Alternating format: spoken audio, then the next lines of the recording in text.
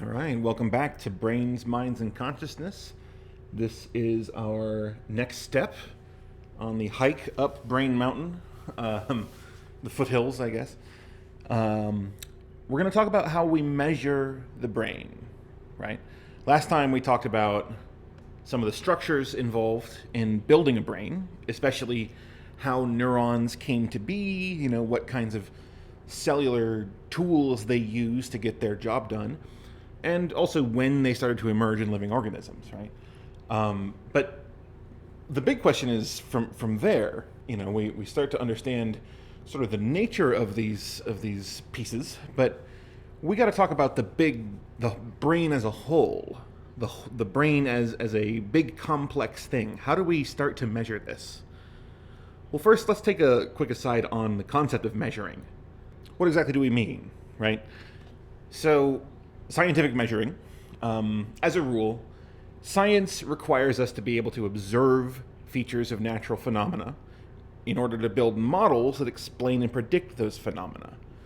So the idea is we need some way to not just see things with our eyes, but we need a way to encode it as something, as observed data, right?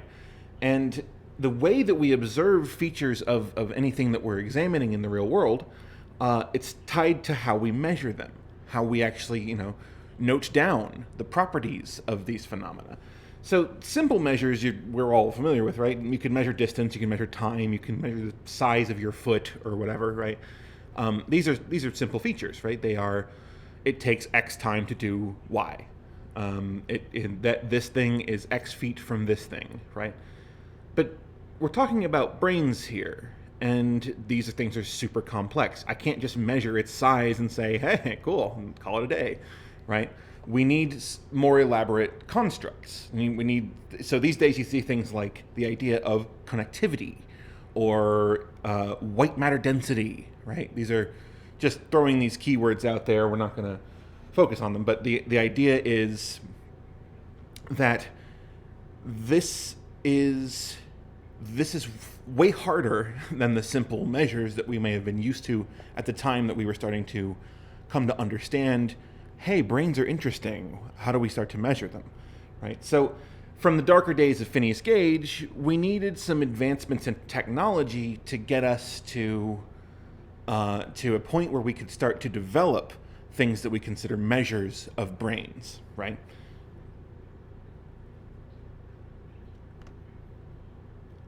Phrenology was the first answer to this.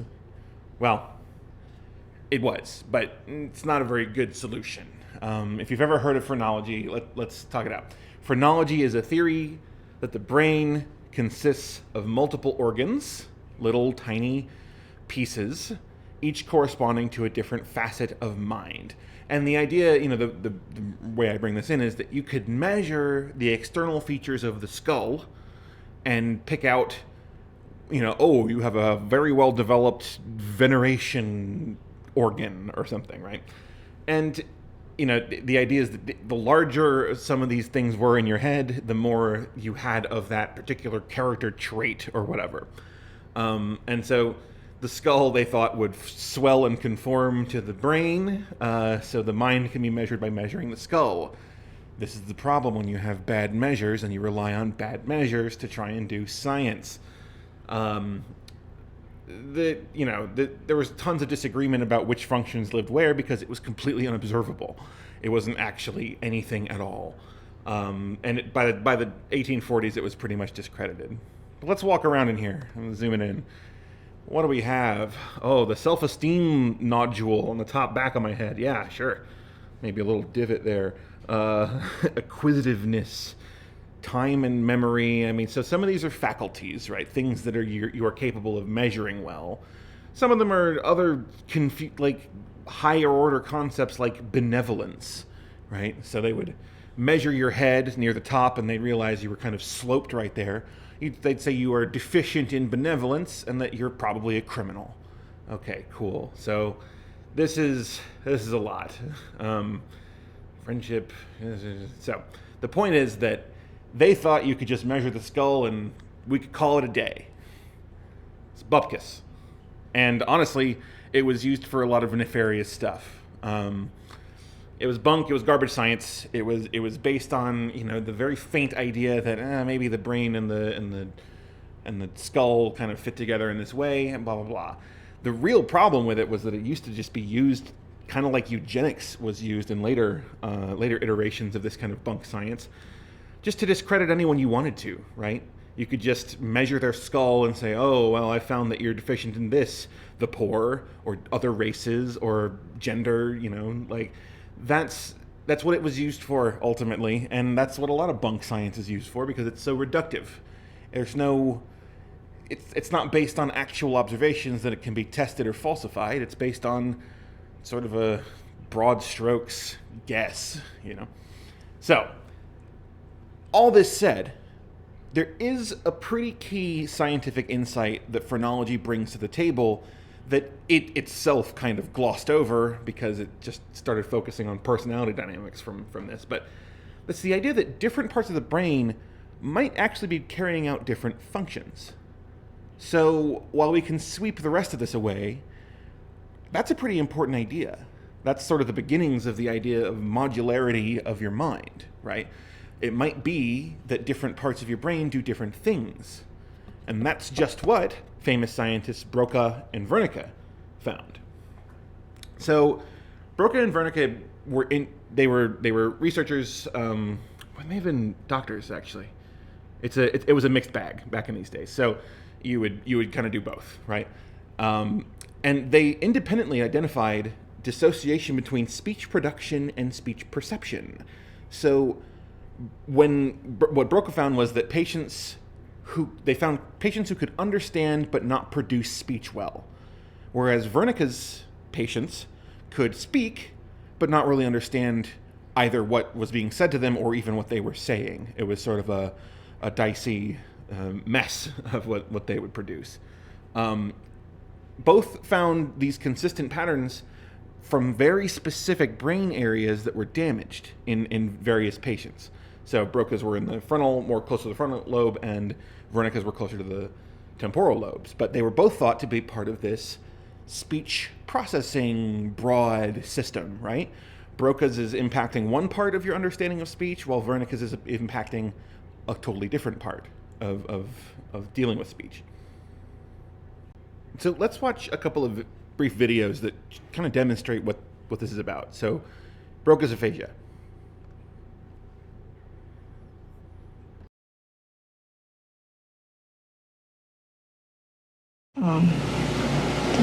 In the stool, is it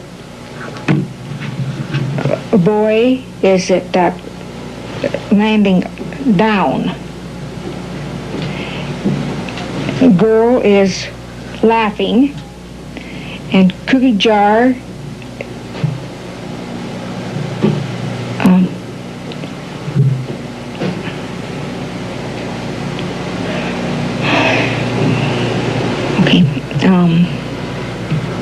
window, curtains, and out the garden, and trees, low grass, and lady washing the dishes, and hot and cold water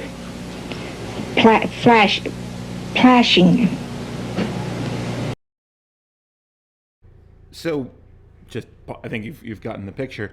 You see that she's understanding these images that she's trying to explain back, right? This is the task set to the patient. She understands what's happening. She's just really struggling to get the words out. And sometimes they flow in complete thoughts, like doing the dishes, because maybe that's a singular concept in our brains, who knows? But she's picking out relationships. She's saying, okay, boy is happy, girl is laughing, or whatever. No, the boy fell down, whatever. But she's not using complete sentences, and it is not coming quickly or easily to her. But you can tell that she understands what's happening. Now, compared to Wernicke's aphasia,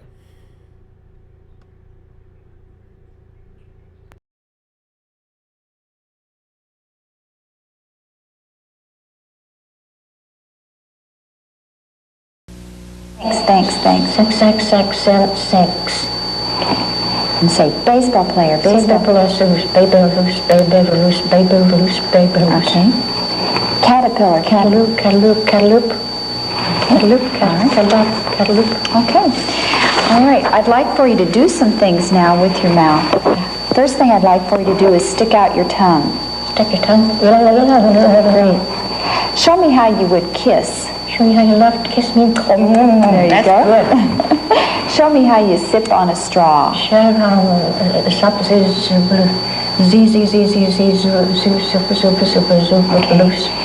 you sip on a straw? See what a sip sticks onto me. Okay.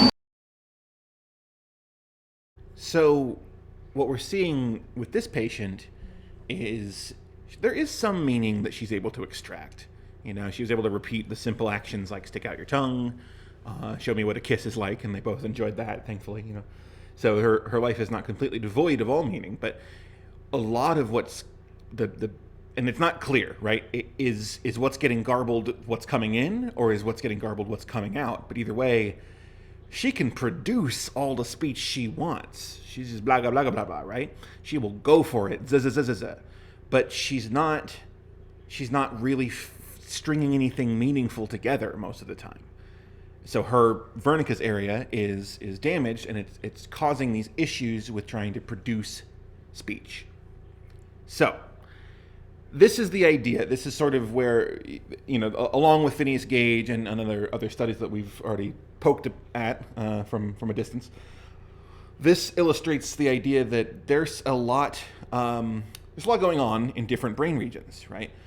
And so what we need from this era moving forward is a way to figure out, okay, cool, so that brain region does a thing.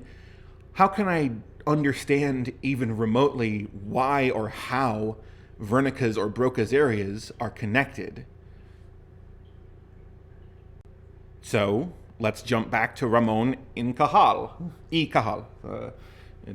I presume I'm pronouncing these right. I have a little bit of Spanish in my history, but who knows? I could be totally butchering something. So Ramon y Cajal, they were a pair who studied the structure of the brain way back in 1890. And it was because of this unique staining method that Golgi used. It was the idea that you could separate out individual neurons in the function of the brain. This is what Golgi pioneered. So here's the idea. There are no small problems. Problems that appear small are large problems that are not understood. Nature is a harmonious mechanism where all parts, including those appearing to play a secondary role, cooperate in the functional whole. What are they digging at here?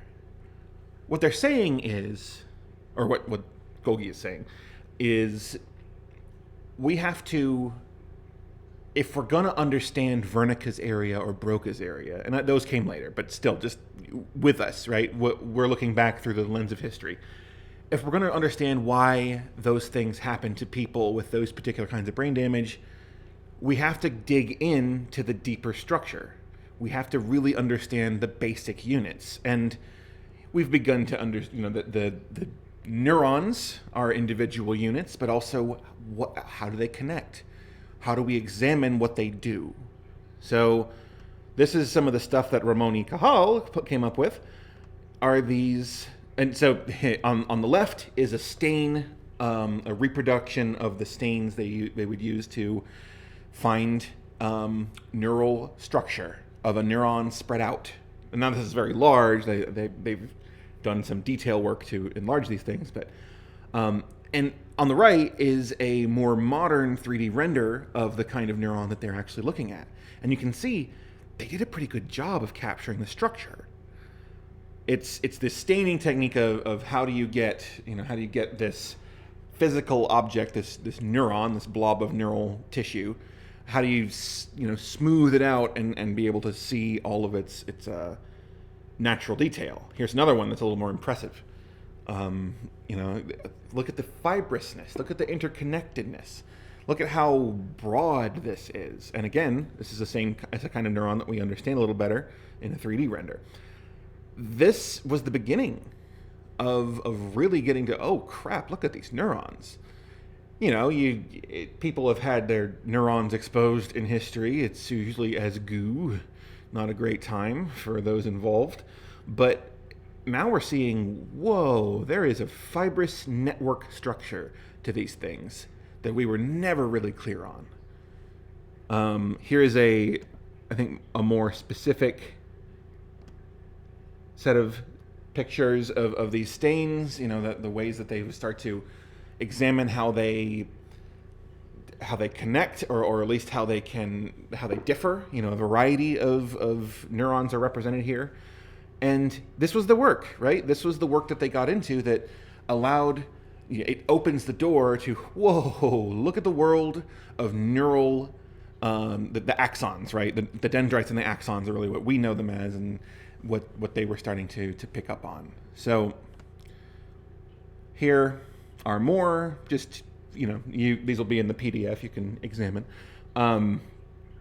Yeah, just so you understand how different neurons are connected to each other, and watching them in these, it's kind of beautiful, right? Seeing how all of these elements connect.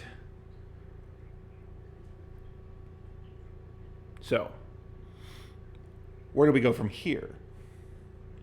Well, the staining technique was good work, right? It was a beginning of being able to observe these things, presumably microscopically, and then, you know, translate them to something that was visible to people. It's great. We can go a couple steps further as we jump forward in history. So, scanning electron microscopes, have you heard of them? These are powerful tools that allow us to look. They are able to pick up and sort of bounce radiation of some kind off of the electrons in the atoms of the things that we're observing. So we can get really detailed pictures back. That's down to 1/millionth, like a billionth of a meter. There is a neuron. Now, what can we do with this? Let's get a little closer. We're seeing some cell bodies. We're seeing some little nodes and connective tissue. We're seeing some glia, almost certainly, some of those structural cells hanging out around them. But we're seeing all the fibers kind of crisscrossed all over, running all over the place. This is great. I mean, this is great for at least being able to see, whoa, they're there. They're there, and they live in these masses, and they pile across one another, and they all run all different directions. It's really fascinating, right? So electron microscopes give us this picture of what is the surface level structure of these neurons. It's still pretty zoomed in to a singular neuron level, so it's not giving us access to, say, the full way that Wernicke's and Broca's areas fit into language processing and production, right? But it is definitely helpful, right? In the same way the stains opened up the doors to seeing how these things look when they're splayed flat, these electron microscopes open up the doors to seeing how they actually sit together naturally, right? It all keeps spiraling forward. That's the scientific process of new tech comes along and it lets us do something new and exciting and interesting. And then we run from there, like, oh, these are new insights. Here's some more electron microscope images of neurons. On some of these you can see even like the little bulbs of the dendrites. You can see, which we will cover in more detail in the future. But you see all the structure. Now, another thing to note is that these are colored after the fact. They are sort of an artistic rendering of the color of these things, mostly to help you separate structure, right? They've identified that the structures of the little nodules on the upper left image here are a different thing than the body, so they colored them differently. That's just a useful tool. All electron microscope images are black and white because color stops being super meaningful down at this level. Bit of coffee. So that's the basics of how we started to observe at least individual neurons and come to think, Whew, these are fascinating. Now we move forward into more broadly into general neuroimaging techniques. The whole brain becomes the question, right? So modern neuroimaging it developed as advances with technology, of course, gives us these finer and finer grained depictions of the structure and function of the brain. Well, more on that later. One of the earliest methods was this interesting way you could do this using X-rays. So, so seeing actual function of the brain, not just dead cells or cells that had been recently removed and examined, but a brain what lives. Interesting. So now the issue with the brain, as you may suspect, is that it's goo, it's soft tissue. It's not going to X-ray well. X-rays only bounce off of your skeleton for the most part because that's the densest part, and it bounces things back. I actually don't remember the exact reason. X-rays bounce off of something in your skeletal system, though, whereas they go through all the rest of your tissues. That's why we're able to see through, right? So what they did to examine this was to allow to put into your system materials that do X-ray well in your blood, called contrasts. And what this would at least start to give us is a map of the brain, not the whole of everything, but a map of where at least the blood is going to in your brain. Let's look at one. Ooh. So nice, interesting. We're seeing now that the blood is visible, right? We see where the blood comes up into the head. Oof. This can be a little make you a little faint, some of y'all, so don't worry about it. It is good to see, right? Good to confront. This is what your brain is. So this is a skull, and this is an X-ray. It's classic. So it's still a 2D image that we're just kind of shooting, hey, bombard the face with these X-rays, and whatever bounces back, we'll darken, and we will be able to look at. And so this is at least showing us, okay, where are the blood supply systems running in the skull? Same here. Similar activity here. So these are nice maps of at least the functional regions, the parts that are being used more, for example, because there's more blood running to them. But it's kind of a nice start, right? So it gets us in the door to saying, okay, there's a whole lot of structure happening inside of a brain. Let's look at it from every angle. Then came CAT scans, computerized axial tomography scans. And the idea was, well, shoot, we've got this image of your head, right? But it's just this flat image. It's kind of like looking at a bone fracture from only one angle. We want the full image of the head. We want to understand all of the head. How do we do that? So CAT scans come in and say, hey, we're going to keep doing this X-ray thing, but we're going to take a bunch of slices of X-raying your brain. So don't worry, not slicing your brain, just getting a horizontal two-dimensional image for each layer of the brain. And that uses these CAT scan machines, right? So this is useful in a lot of ways, of course. It's a structural thing, primarily. It is the idea of how do we look. This gives us, in a sense, a 3D image of the brain. Let's zoom in a little bit. And for reference, you would lay on this stretcher and you'd put your head inside the machine, and it would very gradually get a slice of each little layer of your head. So here we see, I don't know which bottom. Oh, okay. So the top is, I believe, a healthy brain, and the bottom is a less healthy brain, or perhaps the opposite. But the idea is that in this image, we're seeing a couple of different slices of two different scenarios to show here's the structure in one brain and here's the structure in a different brain. And being able to look at not just one flat image, but the structure across the full up and down of the brain shows things. We see more wrinkles in the bottom case and less in the top.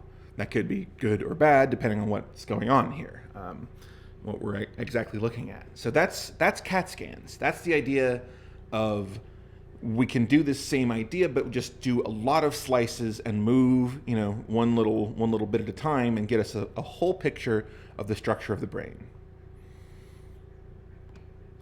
Now, in a different realm, we can talk about electroencephalography, EEG, you may have heard of. So this is not really about structure of the brain. This is about just the function. So the idea is you put this web of electrodes on the surface of the skull, and what they can measure is the electrical activity that they detect. Now, detecting that electrical activity is a hard job because I've used this example myself before. When you're listening for brain activity through an electrode on the surface of a skull, it's like you're trying to listen for a heartbeat inside of a house from the outside. It's a lot. It's difficult to do because there's a lot of noise. Because if someone blinks, for example, and engages all the muscles on the surface of their skull to do that blink, or to open their jaw, for example, that's like a gunshot going off in your ear, comparatively. So just know that this is you're searching for a very faint signal deep inside the skull where the brain lives.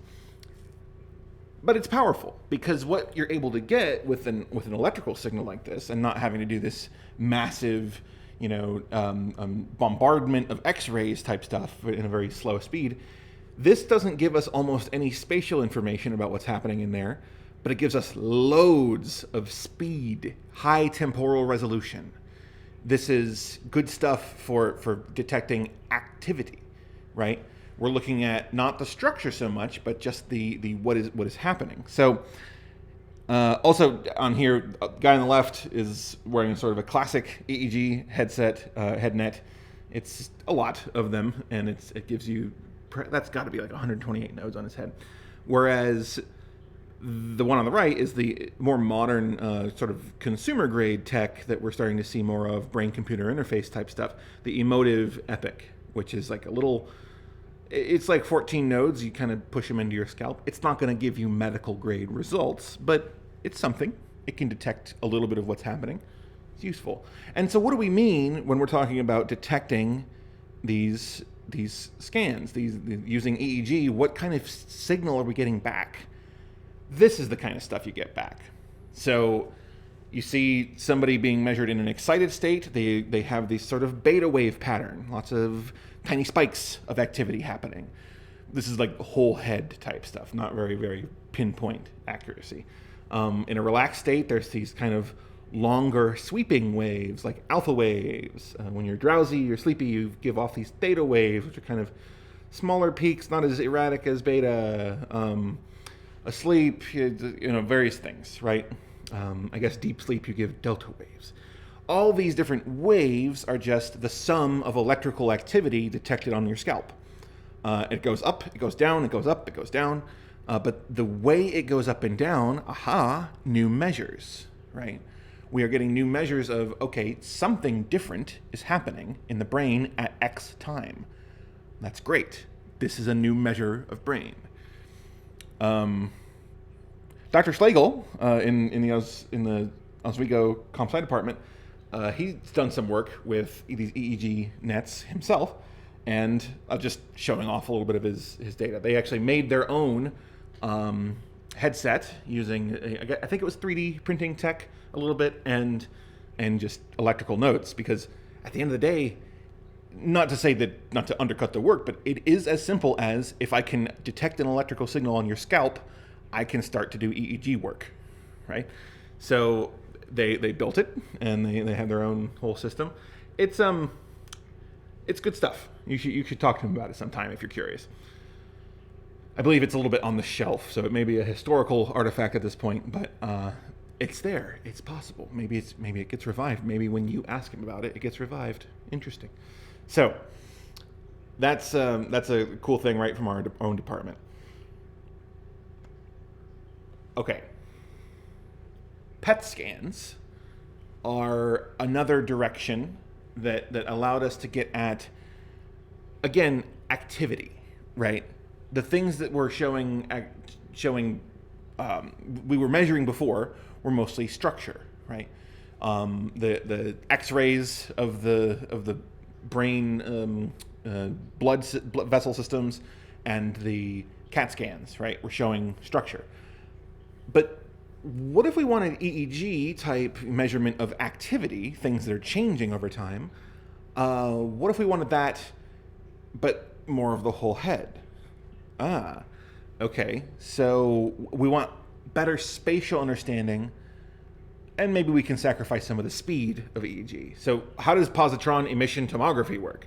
Okay, so you inject, again, it's always injections up until this point. Hey, here's a radioactive, metabolically active compound. So essentially, sugar. It's radioactive sugar. You will send it up, right? You'll send it up into the brain. The more active areas of the brain are going to use more energy and require more fuel, and so they're going to get more of the sugar, and thus should have higher concentrations of this radioactive material, which we can then detect using a radioactive signal detector. A note, this sounds scary because I just told you we would inject people with radioactive goo. It's very lightly radioactive. It's kind of stuff that your system would never even care about. It's not emitting wildly harmful things. It's just active enough to be able to be caught by a scanner. So, what does one of these PET scans look like? Well, here's a single scan of one brain from the top down. Okay, it's a heat map you may have heard of. Heat map showing where there is more of the radioactive sugar goop, there is more stuff happening, because we know neurons are hungry. And here's a way you can contrast. Here's a normal versus an abnormal functioning brain, and you can see there's differences observable. Now, this doesn't give us the slices that we would kind of find interesting from the CAT scan of the world, but it does give us. You can still take it from multiple angles and try to determine, okay, so if this area has the most concentration and this area has the most concentration from these different, vertical and horizontal scans, we can start to pick something apart. This is great. This is activity. Again, we're seeing function. Where in the brain, which parts of the brain are doing things and when? Whoa. I hope I can't impress upon you enough how powerful that is from the days of, oh shoot, dude got a pipe through his head. Oh man, he's a different guy now. To, I can actually see when and where brain activity is happening. That's an amazing leap forward, and we're not done yet. Just wanted to stop and share that's really good in the historical take. So let's get, what's the most modern take that we see most often these days? That's fMRI. Our friend fMRI, functional magnetic resonance imaging. Okay.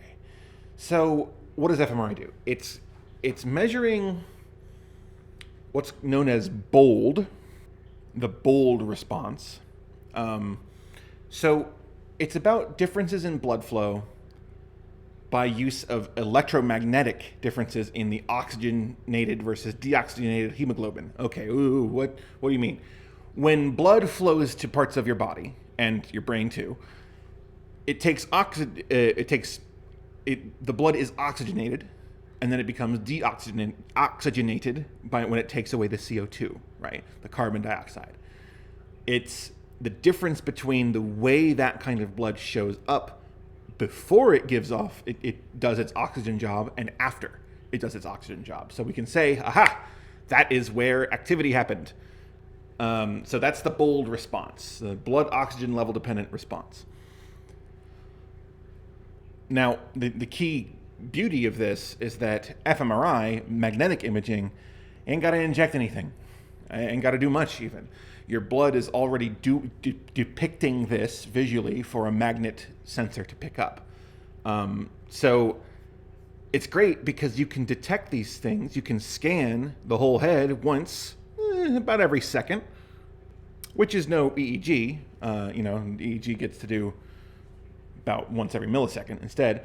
But it gives us this very good spatial resolution too, because the way that the magnetic imaging works, it's able to scan the whole head again in the space of 1 second, and then go back and do it again and again and again. And what we get is this kind of scenario. So this is actually a task. We can see there's 4 different scans available here, right? And we see different areas are active in each one. Okay, so what are the tasks of this particular scan? Well, in the first one, they say, imagine a face. Okay, so we have some activity going on in the front right. We have some occipital lobe activity there in the back. That's our friend, the vision type center. So, ooh, interesting. Some kind of visual processing is going on during this. Okay, that's fascinating.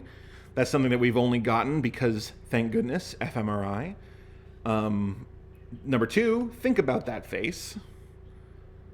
Okay, so it's just sort of holding that face in memory and dealing with it. And then 3 and 4, compare the face you've imagined to another face. All kinds of areas all explode with activity. Comparison. Ooh, that's like spatial stuff. That's semantic stuff. That's all kinds of activity is happening all over the brain. Fantastic. This is new. The ability to have somebody who is like awake and not all doped up on weird chemicals that we shoot into them, and it doesn't really dope them up, but just saying, having somebody who can just lay down in their normal day-to-day, clothes and experience in one of these settings and then do some kind of cognitive task that we can look at the differences between. That's great. That's fMRI's real key strength and why it has become so widely used.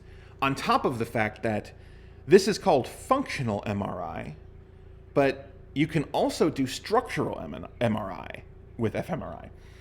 So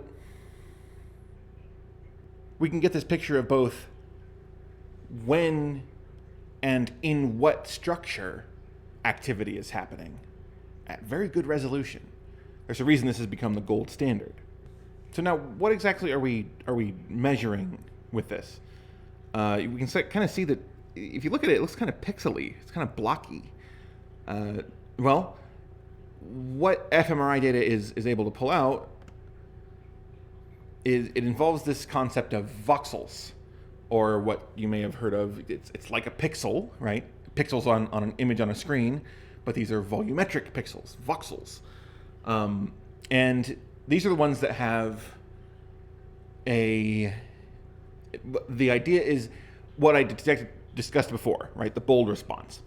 It's a difference in very small, a very minute thing about the difference between oxygenated blood and deoxygenated blood. And so this hemodynamic response function. So individual voxels that are mapped for the brain is split up into these little voxels, right? We get a bunch of them, layer them all together, put them in a row, put them in a single, slice of the brain image, and we come up with a mapping, right? So this is the idea that within each voxel, we're kind of summing or doing some kind of accumulative function, aggregate function. Everything that happens within that voxel gets picked up for that voxel. That means, for your understanding, that the voxel is the basic unit. We don't actually get down to individual neurons or anything close to that. We're getting a sum of all of the activity detected within one little voxel unit. So something to know about fMRI is that there's a lot that has to be done to make it make any kind of sense, right? So, for example, you have to do motion corrections if the participant kind of wiggles at all during the scan, that will cause an insane amount of smearing. But also, even if they just slightly readjust their head, which they're going to, because humans are humans, right? You can tell them all day, hey, don't ever blink or breathe or do anything, but they're gonna move a little. So people move, and you have to figure out, oh shoot, they moved. This changes the whole basis for where spatial basis of where my scan is picking up the information from. You have to do some spatial normalization so that you can say, okay, your brain is a different size and shape slightly than anybody else's on the planet. It just is that way. That's biology, baby. So you need to do some spatial normalization to say, okay, in your brain, this is happening some proportion away from the center of your skull versus somebody else's, which we would have to layer together somehow, right? So, and it's not just as simple as multiplying by, oh, this person's 10% larger, so just scoot them all out. It's a complex process, but that's the idea. You have to run through that. And then there's other things like smoothing to reduce just the noise. So these signals, you get a lot of stuff, a lot of things going up and down, and it can be a little scattery. That's the nature of magnets and light and photons and all these beautiful things that we're working with. So it's not all perfect, right? So you see these very clean, perfect looking images of fMRI. Remember that there's a lot of work going into cleaning them up. And it isn't to cast full doubt, but keep your skeptical heart in mind. So, for example, here's a smoothing function that you might see. These two signals, they have a lot in common, but there seems to be sort of an arc upward on this one. So that what these might translate to in an fMRI scan is the top signal shows no real difference as this squiggle moves up and down over time, whereas the bottom signal, getting kind of blocked into units, it reaches a point where, okay, we've detected a difference, and then it goes back down. They look a lot alike, right? And this is what you should keep in mind when you think about fMRI data that you see, is that this is the kind of smoothing that has to happen for it to be visible at all. Thankfully, you're doing this in aggregate. You're doing it across many brain regions, many voxels, many patterns are able to be put together to hope to see some kind of difference. Just always remember that under the hood, it's these wild squiggles of activity. We can look at some more modern things. So again, you are looking at whole head type stuff. You're looking at lots of activity across wide swaths of the brain. So in general, you can trust that we're at least picking up activity in different areas. It's just that if, say, you only have one voxel active for one frame of time, that might be spurious. You might not want to consider that. Here's another blow the doors off kind of thing. Woohoo! Here is I don't even know this stuff, so don't worry about it. You're not learning this stuff either. But this is a massive study of brain activity, brain regions, all using fMRI. And it's showing, we can see at the bottom, we can show sort of a chart of activity in different sections that have been selected. Say, okay, this section seems to be important and distinct. It's going to be active. What's its activity look pattern like for X task? I just want you to see this. I don't even know what tasks they're doing in this study, but this is the kind of stuff you get. This is why, this is how you can take this magnetic resonance thing and really ramp it up to the moon. So this is cool. This is sort of the modern tech. There's more in the future. You ever heard of MEGs? It's an even better temporal resolution on these kinds of things, a little bit better spatial, but they all have their issues, and we are always working on more. One last cool one, very pretty one I wanted to share with you is this kind of clever recent technique called brain bows. Okay, so what's going on with a brain bow? A brain bow is, you genetically modify animals, yes, it's fun, wee, science, to cause neurons to express different ratios of fluorescent proteins. What does that mean? You're not really screwing with how the neurons work. You're just screwing with the kinds of proteins that they have present in them, right? So you can make the proteins more fluorescent in one way or another. What that means is that we can have them all show up as different colors on particular scans. Like this. Ooh. So, based on some genetic manipulation, you're able to make it so that this is a rat brain, by the way, not a human brain that's been splayed out somehow. Rat brains are a little bit, they have more kind of wide, flat layout like this. And this is, their genes have been manipulated so that different areas of their brain will light up, will produce proteins that light up differently under this sort of fluorescent scan. And these are just really cool. But they're also useful, right? They help us to pinpoint different neurons. Like these two neurons are distinct from one another because we know they're producing different levels of this protein. But it also just produces these beautiful images. So here's just going to walk through them. They're just all very fascinating to stare at. Here's another one. This is a lot of different nodes, nodule endings, the terminals of axons. Here's more just the beauty of what we can see when we are able to isolate individual neurons because they happen to produce slightly different proteins. Whew. Okay. Lots of techniques we've covered. All the way from prints to scanning electron microscopes, X-rays, CAT scans, EEGs, getting that surface level activity, PET scans, fMRI, all the way to these beautiful art scans from brainbows. That brings us to the end of the lecture.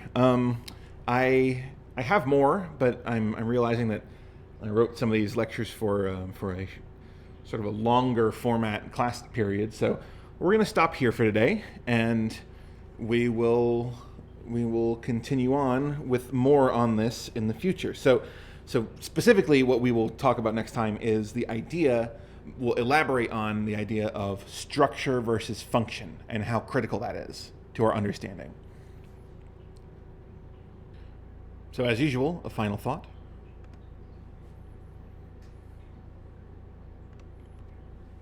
Consider the stark contrast between how much we are able to measure about the brain with modern technology compared to the contemporaries of Phineas Gage. How do you think this sort of understanding impacts your day-to-day life, directly or indirectly? And how might further advances in measurement techniques impact our day-to-day lives in the future? All right, that's it. Thanks. Take care.